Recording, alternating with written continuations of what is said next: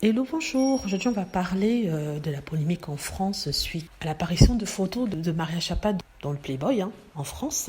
Et apparemment, la ministre a posé pour le magazine, parlant de sa vie, répondant à certaines questions. Je n'ai pas vraiment vu les photos, mais je peux imaginer comment elles peuvent être, photos de charme et tout ça. Donc, il y a une polémique suite à cela avec des gens qui disent qu'un ministre actif dans le gouvernement présent ne peut pas aller se dévoiler comme ça dans le magazine, un magazine de charme, un magazine qui est lié aux choses olé olé. C'est même pas un magazine sérieux, c'est Playboy, vous voyez ce que je veux dire.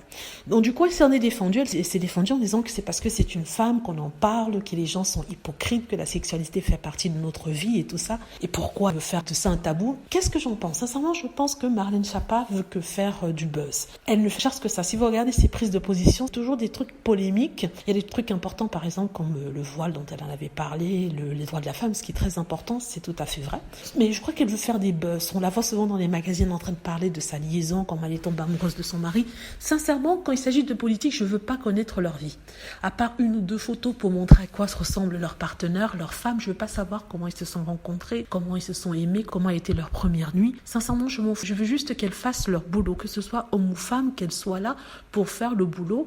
Si elle est ministre de la jeunesse, elle essaie d'aider les jeunes à progresser. Si elle est ministre ou la femme, elle fait en sorte qu'il y ait des avancées au niveau des droits des femmes, au niveau des subventions et tout ça. Mais je ne veux pas forcément les voir nus à poil en train de raconter leur vie sexuelle. Non, ça m'intéresse pas. Que ce soit femme ou homme. Si je voyais par exemple un ministre de l'Intérieur en train de montrer son torse dans lui ou alors son caleçon dans lui, je ne le prendrais pas non plus au sérieux. Ça n'a rien à voir avec si on est femme ou pas, si on assume sa sexualité ou pas. Ce n'est pas ça l'important. L'important, c'est montrer un sérieux, qu'on peut vous faire confiance, que par exemple quand il y aura des problèmes dans le gouvernement ou même des problèmes économiques, on n'a pas peur que vous fassiez n'importe quoi. En fait, on veut que les politiques soient des surhumains. On ne veut pas voir des personnes humaines qui ont des vies comme nous.